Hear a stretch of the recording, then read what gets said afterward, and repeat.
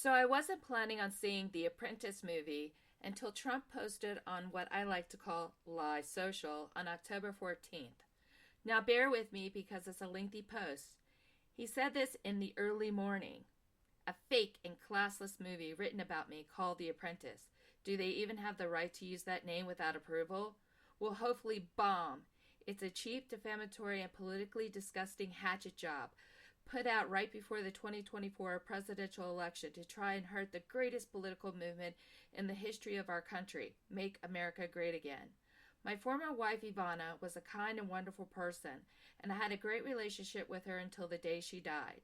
The writer of this pile of garbage, Gabe Sherman, a lowlife and talentless hack who has been widely discredited, knew that, but chose to ignore it.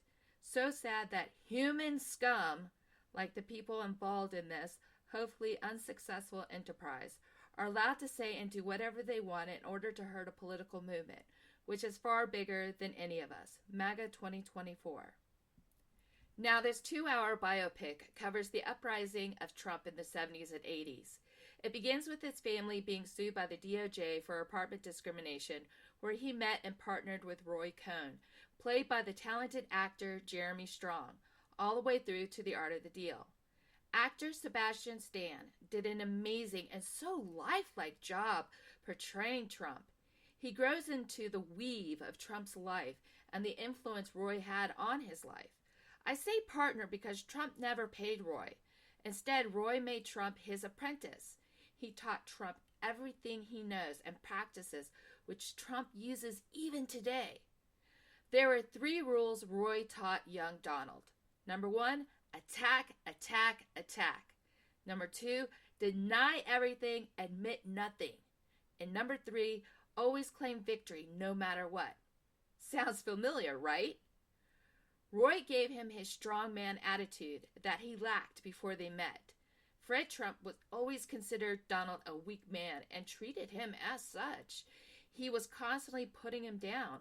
So with Roy's help, he wanted to prove his father wrong, and it all began with him doing the Commodore Hotel deal. Writer Gabriel Sherman shows the behind the scenes of how the deals were done, and what it mostly came down to was Roy's bullying, threats, and blackmail tapes. Trump really did love Ivana, played by the beautiful and masterful Maria Bakalova. I felt a lot of empathy with her portrayal. The way their marriage ended was tragic. I do think everyone will enjoy the threat of his diet pill abuse and erectile dysfunction. The production designed by Alexandra Marinakovich, set director Gerald Dick, and cinematographer Casper Tuxen throws you into the grit and grime and crime of New York. The extraordinary sets were full of amazing details. I really felt like I was in the rooms and in the streets of New York of the 70s and 80s. I see Oscar nominations in the future, including the incredible Iranian director Ali Abbasi, who also directed a couple of episodes of The Last of Us on Max. I left the movie thinking fucking Roy Cohn has left a legacy of mentoring and making a true monster that is still causing so much pain and suffering. The movie shows how Trump's narcissism grew and how he over-leveraged for decades, how his art of the deal was more like art of the steal by always stiffing people the money they were owed, and how cheap he really was. Roy taught him everything he knows and still practices today.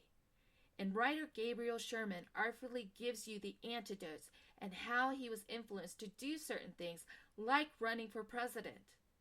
Now, I know MAGA moviegoers will not see this movie, and the others don't want to see a movie about him, but I had to say this movie is an Oscar nominee.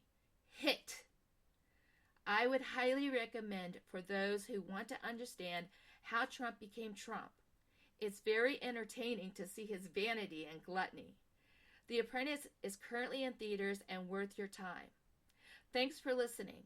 My new podcast after the election will be called Hits and Misses with Melissa Fosley, which will include reviews of movies, music, and books. I care about our country, and I hope you do too. Remember to vote November 5th.